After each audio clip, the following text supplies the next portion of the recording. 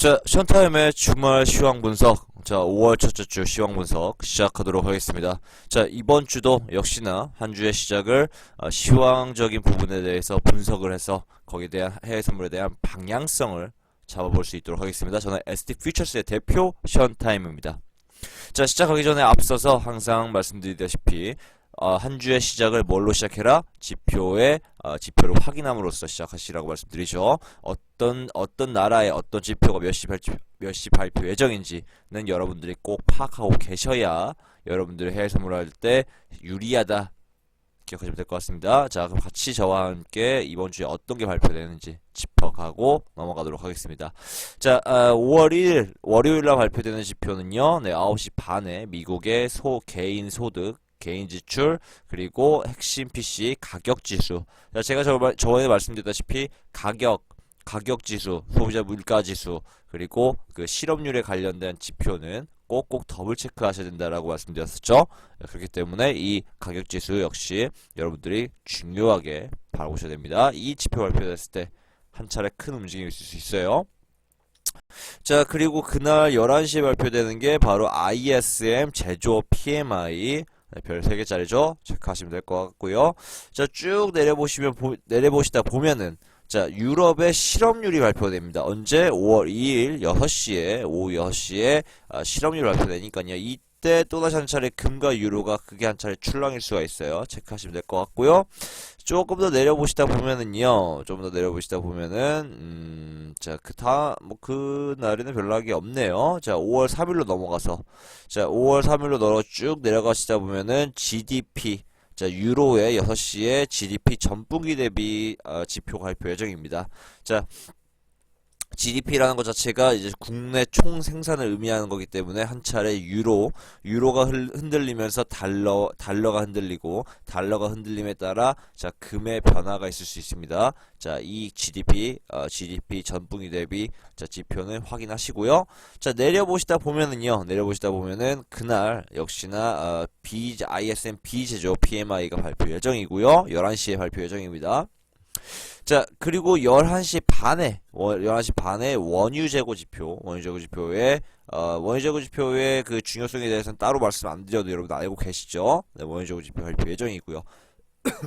자, 중요한 게 뭐냐? 5월 4일 새벽 우리나라 기준 시간으로는 새벽 3시에 발표되는 FOMC 성명. 자, FOMC 성명이 왜 중요하나요? 바로 미국의 기준 금리가 변경되는 날이기 때문에 그렇습니다. 자, 동결될지 혹은 상승할지, 이 두 가지의 금리가 동결되는지 혹은 상승되는지 이거에 따라서 해외 선물이 한 차례 크게 출렁이고 앞으로의 방향성이 제시되는 날입니다. 그렇기 때문에 5월 4일 새벽 3시에 발표되는 이 FOMC 성명 꼭 유의 깊게 봐야 되고요. 좀 더 내려보시다 보면은요, 자, 5월 4일 9시 반에 발표되는 무역 수지 정도는 체크하셔야 되고요. 자, 그리고 나서 그 5월 5일로 넘어가시면요, 가장 중요한 지표가 발표되죠. 뭐죠? 바로 비농업 부분 고용자 변동 지수와 더불어서 실업률이 5월 5일 금요일 오후 9시 반에 발표가 됩니다. 자, 한 달에 한 번 발표되죠. 언제 발표되죠?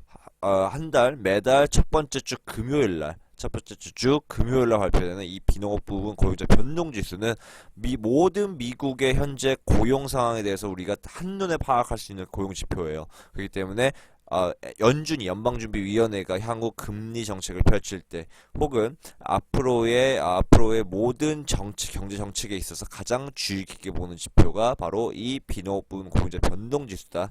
미국의 현재 모든 전반적인 경제 상황에 대해서 제대로 파악할 수 있는 지표예요. 그렇기 때문에 더블 체크 하시면 될 것 같습니다.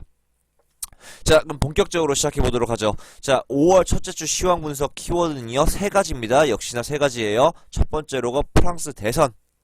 자, 지금 현재 1차 대선을 통해서 마린 르펜과 에마니엘 마크롱이 지금 대선 후보로 올라온 상황입니다. 자, 이 두 사람 중 어떤 사람이 당선됐을 때 어떤 시장의 움직임 변화가 있을 것인지에 대한 부분들 확실히 잡아볼 수 있도록 하죠. 자, 두 번째로 금리. 자, 5월 4일 날 우리 아까 봤듯이 여기 경제지표 봤듯이 5월 4일 새벽 3시에 뭐가 발표된다고 말씀드렸죠? FOMC 성명. 자, 이 FOMC 성명에서는 뭘 해요? 금리, 향후 기준 금리를 동결할지 혹은 인상시킬지 이 두 가지가 결정짓게 된다라고 말씀드렸었죠.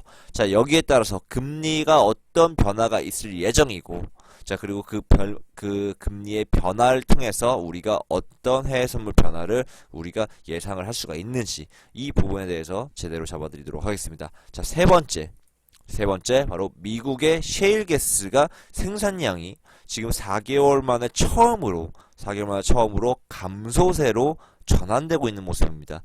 자, 지금 이러한 모습 속에서 우리가 향후 5일의 방향성을 어느 쪽으로 예측해야 하는지 이 부분에 대해서 잡아드리도록 하겠습니다. 자, 먼저 첫 번째 키워드 프랑스 대선에부터 잡고 넘어가도록 하죠. 자, 이번 프랑스 대선은요, 1차 대선 투표는 4월 23일 날, 그러니까 저번 주 일요일 날 1차 대선 투표가 진행이 됐었죠. 자, 1차 대선 투표를 통해서, 지금 두 명의 후보가 이제 남았습니다. 한 명은요, 바로 에마뉘엘 마크롱, 후보고요. 다른 한 명이 바로 마린 르펜입니다. 자, 프랑스 대선 2차 투표는요, 프랑스의 대선 투표는요, 1차, 2차로 나뉘게 되는데, 자, 2차 투표에서 당선된 사람이 이제 확실하게 대통령으로 당선되는 겁니다.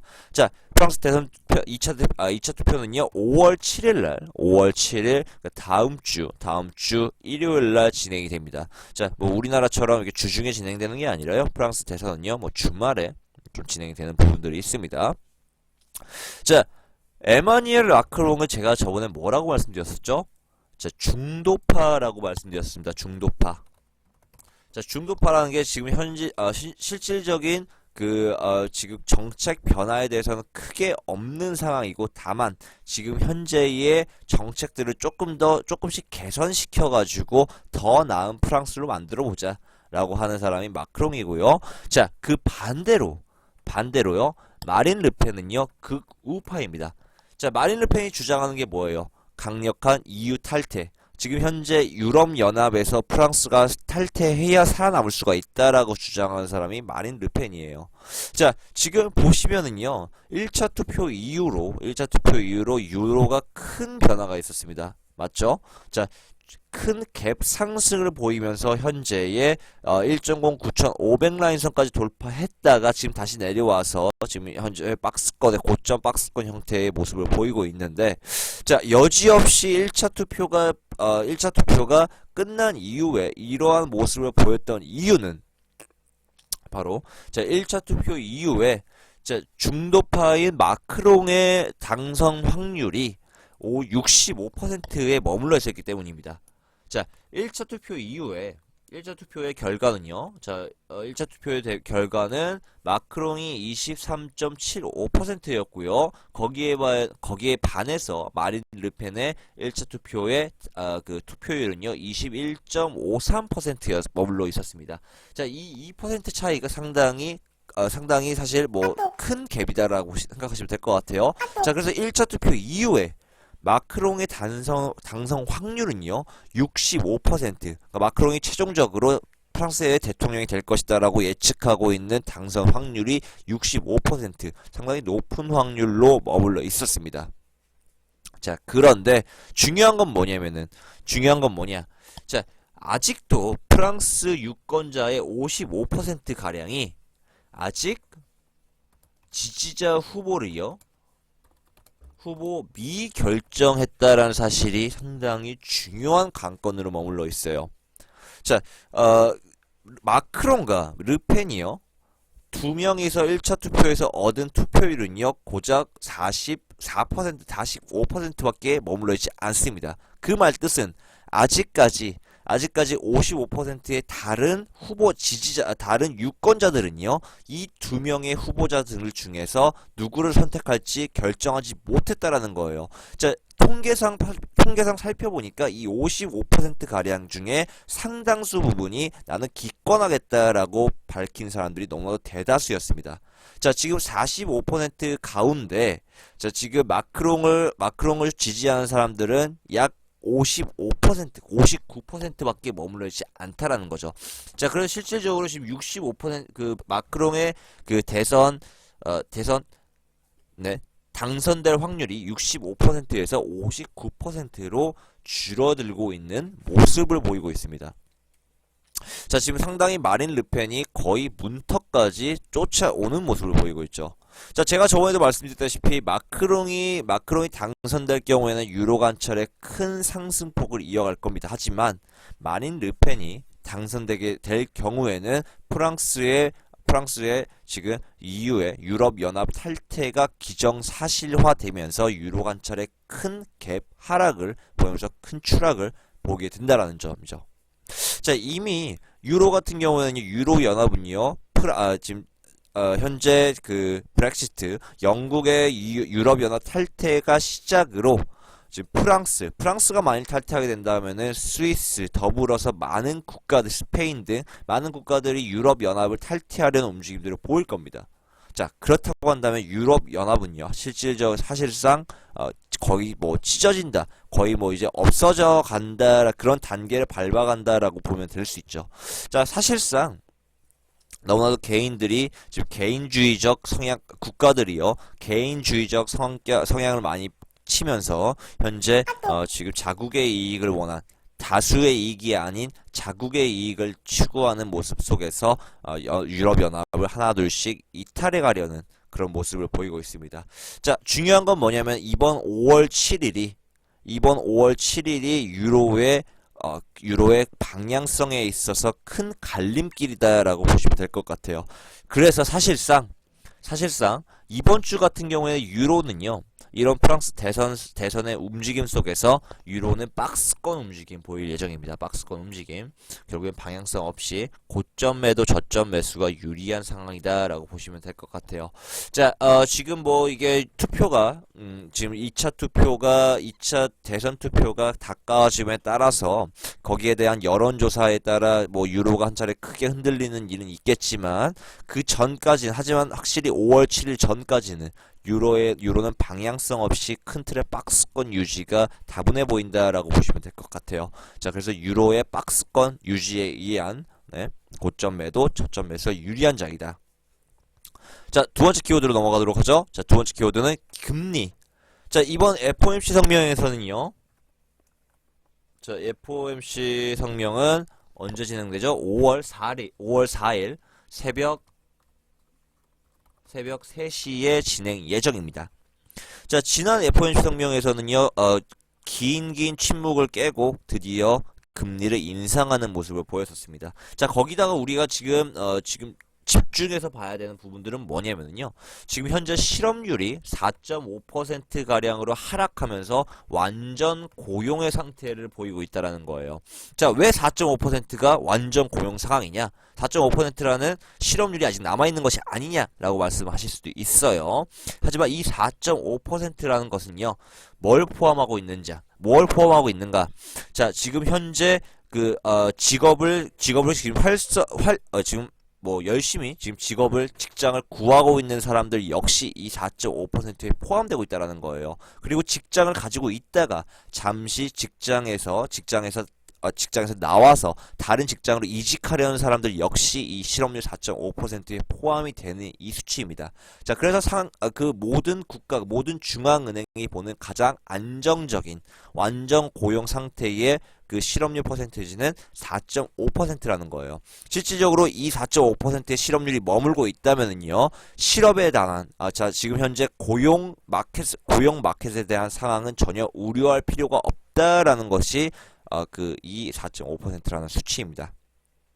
자, 지금 미국은요, 지금 지표를 보시면 아시겠지만은 저번 달 네, 저번 달 발표됐던 실업률은요 4.5%에 머물러 있는 상황입니다. 완전 고용 상태로 머물러 있는 모습이죠. 자, 거기다가 플러스 자, 비농업부문 고용자 변동지수가 점진적으로 꾸준하게 상승하고 있는 모습을 보이고 있습니다. 꾸준히 네, 꾸준히 지금 20만 건 이상에서 기록하고 있는 모습이죠. 자, 지금 저번 달 발표했던 수치는 예상치보다 크게 하회하는 9만 8천 건이라는 수치를 기록을 했지만, 즉, 과거의 데이터들을 보자면요, 일시적인 현상이라는 것을 우리가 확인을 할 수가 있어요. 자, 그렇기 때문에 지금 미국의 고용 상황은 상당히 계속 끌어져 있는 모습입니다. 자, 계속 상승하고 있는 모습을 보이고 있다라고 보면 되는 거죠. 자, 거기다가 지난 FOMC 성명에서 옐런이 얘기했듯이 지금 현재 소비자 물가 지수는 안정적으로 상승 중에 있다라는 것을 예고를 했었습니다. 자, 우리가 뭐 더도 볼 필요 없이 사실상 이번 주에 발표될 FOMC 성명에서 금리는 다시 한 차례 인상하는 모습을 보이면서 금리가 인상하는 모습 보이면서 다시 한 차례 달러를 상승시키는 요인으로 작용하게 될 겁니다. 자, 제가 저번에도 달러의 강의 시간 때도 말씀드렸다시피 달러가 상승하면 뭐가 하락하죠? 상대적으로 금과 유로가 하락하는 모습 보입니다. 왜? 달러가 인상함에 따라서 현금 유동성이 줄어들기 때문에 현금 유동성이 줄어들면은 그만큼 달러의 값어치는 올라가고 반대로 정정하겠습니다. 금리가 인상함에 따라서 현금 유동성이 줄어들며 따라서 달러가 상승하면서 유로와 금의 하방 압력을 넣어주는 하방 모멘텀이 형성이 되는 거죠. 자, 이런 이유 때문에 이번 금리는 상승 예정이고요. 거기에 따라서 금과 유로의 매도 대응이 사실상 유리한 시장이다 라고 보시면 될 것 같습니다. 자, 반대로 S&P는 어떻게 될까요? S&P. 자, S&P 역시 말씀드렸던 대로 금리가 인상함에 따라서 가장 피해를 보는 것이 바로 위험 자산인 증시시장, 주식시장이에요. 자, 주식시장이 금리가 인상함에 따라서 현금 유동성이 줄어드는 판국에 현금 유동성이 줄어드는데 증시가 올라갈 일이 없죠. 자, 한마디로 서민들이 자금줄이 줄어들었는데 내가 현재 운영할 수 있는 캐시가 줄어드는데 구태여 내가 그 줄어든 캐시를 주식시장에 쏟아부을 필요는 없다라는 거예요. 자, 그래서 S&P 역시 이런 증시의 하락으로 인해서 주가 선물인 S&P 역시 다시 한 차례 하락하는 모습 보이게 된다라는 점 여러분들이 기억하시면 될 것 같습니다. 자, 세 번째 키워드로 넘어갈게요. 자, 미국의 셰일가스 생산량의 감소입니다. 자, 저번 원유 재고 지표를 여러분들이 보시면은요, 지금 현재 원유 재고가 꾸준히 하락하는 모습을 볼 수가 있습니다. 자, 4월 첫째 주에 발표됐던 이후로 꾸준히 감소하면서, 자, 저번 주 발표됐던 주간 원유 재고 지표의 수치는요, 마이너스 1.2 수치를 기록하며 지금 현재 원유의 가격이 꾸준히 하락하고 있다라는 것을 볼 수가 있습니다. 자, 그렇다면은 지금 원유 재고 지표가 꾸준히 하락하고 있기 때문에 유가는 다시 재차 반등 상승하는 게 맞는 것이냐? 자, 지금 이 그래프를 보시면은요, 여러분들이 미국의 셰일가스 생산량이 감소됐는데도 불구하고 지금 현재 유가가 다시 상승 반전하지 못하고 아직도 49달러에 머물고 있는 이유에 대해서 여러분들이 파악하실 수가 있을 텐데요. 자, 지금 이 그래프를 보시면은요, 지금 현재 지금 미국의 유가 생산량은 점차 줄어들고 있지만, 자, 과거 데이터들을 살펴봤을 때 아직까지도 생산량은 꾸준히 높다라는 거예요. 자, 이 파란색 라인이 초록색깔 라인이 2012년도부터 2016년도까지의 가장 많이 생산됐던 그 라인을 의미합니다. 이 노란색 라인은요, 미국의 오일 생산량 2012년부터 2016년까지의 평균 생산량을 의미하고요. 이 파란색 선은요, 가장 2012년부터 2016년까지 가장 적게 생산했을 때의 수치를 의미합니다. 자, 이 빨간색은요, 지금 2017년도 미국의 셰일가스 생산량을 의미하는데요. 보시면은 아시다시피 빨간색 라인은 다른 라인들보다 훨씬 위에 머물고 있습니다. 무슨 뜻이냐? 아직까지도 유가의 셰일가스 생산량은 줄어들고 있지만 아직까지도 평균 수치를 더 상회하고 있는 모습을 보이고 있다는 거예요. 자, 그렇기 때문에 지금 오일이 유가가 쉽게 반등하지 못하고 아직도 49달러에 머물러 있습니다. 자, 분명 셰일가스 생산량 감소는요, 유가를 끌어올려줄 만한 그런 재료입니다. 하지만 미국의 셰일가스 생산량 감소는 아직까지 미비하다라는 거예요. 자, 오펙이 지난 11월 달부터 감산을 실행을 해서요, 지금 현재 꾸준하게 감산이 진행되고 있는 모습입니다. 자, 이번 달 다시 한 차례 모임을 통해서 이번 6월 달, 다가오는 5월 달에 추가적인 감산을 이행하려는 모습을 보이고 있습니다. 자, 유가가 상승했던 이유는 오펙의 생산량 감소가 이런 유가의 상승을 부추겼었는데요. 자, 오펙은 생산량을 감산시키고 있지만 미국은요, 오히려 생산량을 증산시키는 모습을 보이면서 결국에 뭐 한쪽에서는 감산하고 있지만 한쪽에서는 증산하고 있으면 어차피 똔똔이잖아요. 그렇기 때문에 다시 유가가 49달러까지 하락했습니다. 자, 하지만 아직 유가가 안정되기 위해서는 아직까지는 시간이 좀 필요하다라는 거죠. 자, 제가 보는 유가의 다시 상승 반등 시점은요, 오펙이 다시 실질적으로 추가적인 감산에 대한 부분을 확실시 해줬을 때 유가가 다시 재차 반등하면서 60달러까지 점진적으로 상승하는 모습을 보일 예정입니다. 자, 이번 주는 유가가 지금 미국의 셰일가스가 생산량을 감소하고 있는 모습을 보이고 있지만 결국에는 상승세를 보이지만 제한적인 상승을 보일 수밖에 없다라는 점입니다.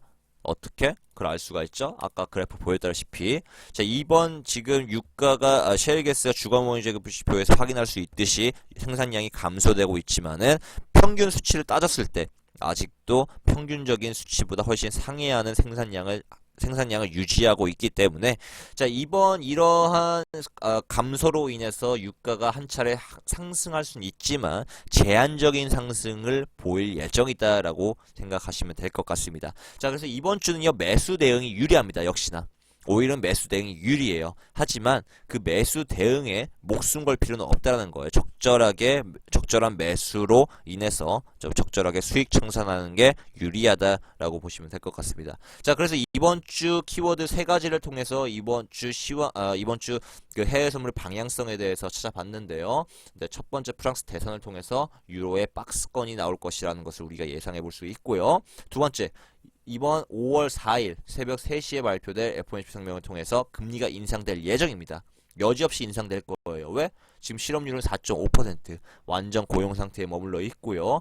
자, 그리고 현재 소비자 물가지수는 점진적으로 상승하는 모습 보이고 있습니다. 자, 이러한 상황 속에서 이번 FOMC 성명에서 금리 인상은 기정사실화 됐다라고 여러분들이 보시면 될 것 같고요. 세계의 모든 투자자들 역시 금리가 인상된다라는 쪽에 무게를 두고 있는 상황입니다. 자, 달러가 상승 예정입니다. 달러가 상승함에 따라서 금과 유로의 하방 모멘텀이 유지될 예정이다.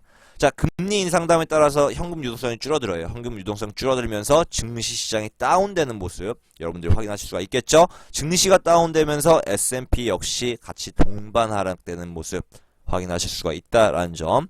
자, 그리고 세 번째, 자, 미국의 셰일가스 생산량 감소로 인해서 지금 현재 크루드 오일이 한 차례 상승을 이어가겠지만 그 상승은 제한적인 상승이다 라고 보시면 될 것 같습니다. 자, 이번 주도 역시나 시황 분석을 통해서 해외 선물의 방향성을 우리가 찾아봤는데요. 자, 어쨌든 간에 차트로만 살아남을 수 없는 것이 해외 선물 시장입니다. 여러분들이 이 시장을 보는 눈, 세계 경제를 보는 눈을 꾸준히 넓히셔가지고요, 여러분들의 수익을 극대화시키는데 꼭 도움을 받으시기 바랍니다. 자, 이번 주 5월 첫째 주 시황 분석은 여기까지 진행하도록 하죠.